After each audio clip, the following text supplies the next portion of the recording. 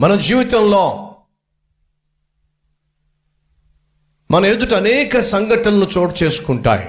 మన జీవితంలో ఆటుపోటులు వస్తాయి, మన జీవితంలో పోరాటాలు వస్తాయి, మన జీవితంలో శ్రమలు వస్తాయి, మన జీవితంలో కష్టాలు వస్తాయి, మన జీవితంలో శత్రువులు ఉంటారు, మన జీవితంలో నష్టాన్ని కష్టాన్ని కల్పించే వాళ్ళు ఉంటారు, విమర్శించే వాళ్ళు ఉంటారు, విద్వేషాన్ని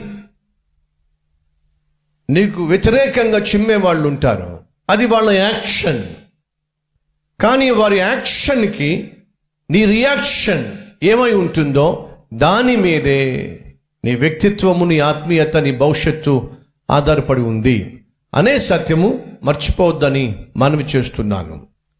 ఎదురుగుండా చోటు చేసుకుంటున్న సంఘటనలు ఆయా మనుషుల యొక్క యాక్షన్స్ అవి.